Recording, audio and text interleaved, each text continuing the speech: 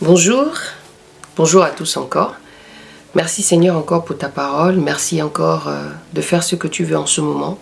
Merci encore Seigneur de parler à un cœur. Merci encore de nous enseigner. Merci de faire ce que tu veux, que je puisse m'effacer et que toi seul encore tu prennes ta place en ce moment, dans cette lecture que tu as permis que je fasse. Au nom de Jésus, ainsi j'ai prié. Amen. Bonjour, bonjour à vous encore. Alors j'espère que vous allez bien. Et j'espère que vous avez commencé à lire un petit peu le chapitre 37 de la Genèse. Chapitre 137 au verset 1. Parce qu'hier, on a lu le chapitre 37 au verset 1 à 4. Donc, par rapport à l'histoire de Joseph. Donc, nous sommes sur la deuxième partie. Donc, j'espère que vous avez lu. Donc, hier, j'étais en train de vous dire que c'était bien si vous vouliez de continuer en fait cette histoire à travers le chapitre 38 pour qu'on puisse évoluer ensemble. Ou bien de commencer par le premier. Mais le plus raisonnable, je pense, c'est de d'abord partir sur de comment le Seigneur voudrait que nous avançons. Donc, ceci dit, hier, nous avons parlé de Joseph, aimé de son père et haï de ses frères, qui était le chapitre 37 au verset 4. Maintenant, nous allons dans la continuité de l'histoire. Le songe de Joseph. Donc, nous sommes sur toujours le chapitre 37 au verset 5. Alors, or Joseph eut un songe, et il le raconta à ses frères. Et ils le haïrent encore davantage. Il leur dit donc, écoutez, je vous prie, le songe que j'ai eu, voici, nous étions alliés des gerbes au milieu d'un champ. Et voici ma gerbe se leva et se tint droite. Et voici vos gerbes l'entourèrent et se prosternèrent devant elle. Alors ses frères lui dirent, régnerais-tu sur nous? Et dominerais-tu sur nous? Et ils le haïrent encore plus pour ses songes et pour ses paroles. Il eut encore un autre songe, et il le raconta à ses frères en disant, voici j'ai eu encore un songe, et voici le soleil, la lune et 11 étoiles se prosternaient devant moi. Et il le raconta à son père et à ses frères. Son père le réprimanda et lui dit, que veut dire ce songe que tu as eu? Faut-il que nous venions, moi, ta mère et tes frères, nous prosterner à terre devant toi? Ses frères eurent de l'envie contre lui, mais son père retenait ses discours. Est-ce que vous voyez un petit peu? Ses frères ont eu de l'envie. Et quand je lis ça là maintenant, ce qui me vient en fait en tête, c'est qu'il y a des choses qu'on ne doit pas tout dire. Tout n'est pas bon à dire. Nous ne devons pas tout dire. C'est ce que je remarque là. Que ce soit à ton père, que ce soit à ta mère, que ce soit à tes frères. Il y a des choses des fois. Moi j'ai remarqué que dans les choses de Dieu, ou bien même dans les choses d'évolution de chacun de nous, dans la parole de Dieu, l'évolution de vie par exemple, le mariage par exemple, ou des projets qui concernent vraiment la vie personnelle là. J'ai vraiment l'impression que des fois il vaut mieux seulement être dans le secret. Toi et Dieu seulement. Qu'est-ce que Joseph a fait de mal en gros? Quand vous réfléchissez, est-ce que vous voyez que Joseph a fait quelque chose de méchant? Il n'a rien fait. Il a juste raconté un songe inconscient en fait. Quand vous écoutez même cela, il parle même de ça avec beaucoup d'insouciance, d'inconscience. Pour lui, c'est juste un songe qu'il a fait. Dans l'état où était Joseph, il n'a même pas compris, je pense lui-même, la situation là. Je pense que c'est avec le temps, quand dans tout ce qu'il a vécu, qui a permis, c'est-à-dire que la grâce que Dieu a mise sur toi, ça, les gens peuvent être jaloux de ça. La grâce que Dieu a mis pour toi seulement, les gens peuvent être jaloux de toi.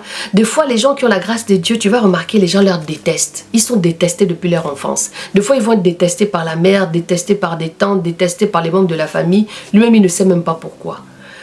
L'œuvre de Dieu dans la vie de chacun de nous, là, elle est bizarre. Il faut vraiment prendre conscience en fait. Des fois, tu vas te dire, mais pourquoi les gens me détestent? Des fois, tu vas te sentir mal aimé. Tu vas vouloir faire des choses, encore des choses. Tu vas vouloir faire des efforts même par rapport aux gens. Et tu vas te rendre compte que finalement, peu importe les efforts que tu fais, il n'y a personne qui prend conscience en fait de la personne que tu es. C'est pourquoi on dit, c'est pourquoi même là, j'ai le verset qui me vient dans la tête qu'un prophète n'est jamais accepté dans sa nation. Et pourtant, Israël a vécu des choses extraordinaires avec Yahweh. Mais Yahweh ne l'a pas confié Bon, la Bible ne dit pas en fait que Jacob, Israël, était conscient de ce qui allait se passer vis-à-vis de son fils, parce qu'il le reprimande même. Reprimander ici, c'est qu'il est en train de lui faire une remarque en lui disant, mais ça veut dire quoi? Donc toi, en fait, on va venir se prosterner devant toi. Du genre, mais tu es qui pour qu'on puisse venir se prosterner devant toi? Toi, mon fils, là, l'avant-dernier, là, hein? Bon, après, moi je dis l'avant-dernier, je ne sais pas s'il avait encore d'autres enfants après Joseph. Donc, vous voyez, moi, c'est ce que je vois aujourd'hui. Joseph a parlé de ça avec simplicité, avec toute son innocence de jeune garçon de 17 ans. Mais sauf que ça a suscité de la haine déjà, vu que son père l'aimait et le préférait, donc ça a suscité de la haine dans le cœur de ses frères. Et voilà encore qu'il vient raconter des songes extraordinaires où il va devenir quelqu'un, où ses frères vont se prosterner devant lui. Et on connaît l'histoire un peu pour ceux qui ont lu. Pour toi qui ne connais pas l'histoire, c'est pourquoi je te dis, va lire, va essayer de comprendre. Et moi, quand je reviens dans la prière, si tu as des questions à poser, des choses que tu n'as pas compris, par la grâce de Dieu, je pourrais te répondre. Donc, on va continuer la lecture. Verset 10. Et il racontait à son père et ses frères. Son père le reprimanda et lui dit, que veut dire ce songe que tu as eu? Faut-il que nous venions, moi, ta mère et tes frères, nous prosterner à terre devant toi? Ses frères eurent de l'envie contre lui, mais son père retenait ses discours. Les frères de Joseph s'en allèrent paître les troupeaux de leur père. Et Sichem, Israël dit à Joseph, tes frères ne font-ils pas paître le troupeau à Sichem? Viens, que je t'envoie vers eux. Et il lui répondit, me voici. Israël lui dit, va, maintenant, vois si tes frères se portent bien, et si le troupeau est en bon état, et rapporte-le moi. Ainsi, il l'envoya de la vallée d'Hébron, et il alla jusqu'à Sichem. Un homme le rencontra comme il errait dans les champs. Et cet homme lui demanda et lui dit, que cherches-tu?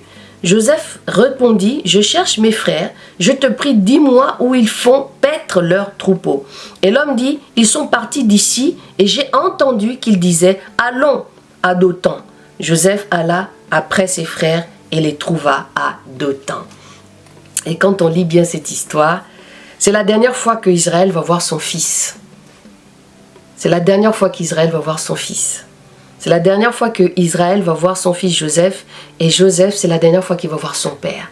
C'est là où le Seigneur va le retirer vraiment totalement pour qu'il puisse maintenant rentrer dans ce que le Seigneur, dans cet enseignement de la souffrance, dans cet enseignement de l'incompréhension, dans cet enseignement de l'inconnu en fait. Parce qu'il ne sait même pas là où il va. Il se retrouve avec ses frères qui vont le voir arriver avec sa blouse, sa blouse, enfin ce que son père l'avait, le vêtement que son père l'avait fait faire avec de multiples couleurs, et c'est comme ça que lui s'en va, inconscient encore, hein, parce que ni Israël, ni lui ne sait ce qui va se passer.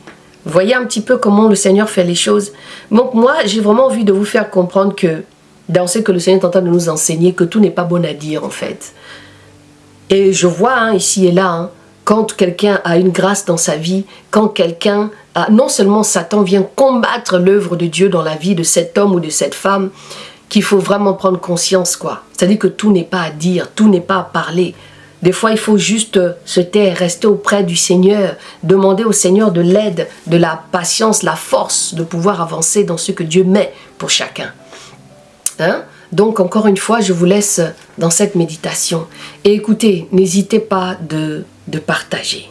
On est dans Méditons ensemble. Et dans le Méditons ensemble, on est là pour parler ensemble. On est là pour s'élever ensemble pour le royaume. Et cette histoire, elle est vraiment... elle est touchante, hein, cette histoire. Cette histoire, elle est touchante. Elle fait mal. Là, je suis en train de me rendre compte qu'en fait, Israël envoie son fils et il ne se rend pas compte, quoi. Il lui demande encore d'aller faire, lui rapporter encore ce que les grands frères font. Donc il avait quand même une telle mission vis-à-vis de son père, dont notamment la haine qu'il avait avec ses frères. Mais tout ça, c'est Dieu qui avait prévu ça aussi. Parce que Dieu peut prévoir beaucoup de choses dans ta vie. Tu crois que c'est la malchance, mais c'est parce que Dieu a un plan bien précis.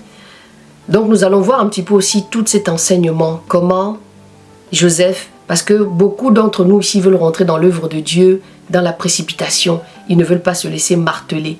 Et à partir de tout ce qui se passe ici avec Joseph, c'est le début déjà de son enseignement. C'est le début de son enseignement, de son épreuve vraiment pour être l'homme qu'il allait devenir après. Bon, écoutez, merci Seigneur encore pour ta parole, merci encore parce que je crois que tu as touché des cœurs, merci encore Père éternel d'amener certains dans la prière de ta révélation, merci encore pour ta parole et la vie que tu nous donnes encore et cette eau que tu nous donnes, au nom de Jésus Seigneur, Amen. Écoutez, je vous dis à jeudi pour la suite de l'histoire, mais comme je vous dis, continuez toujours à lire. Donc aujourd'hui nous avons lu le chapitre 37, 5 à 17. Donc, je vous dis à tantôt dans la paix du Christ, au nom de Jésus. À jeudi.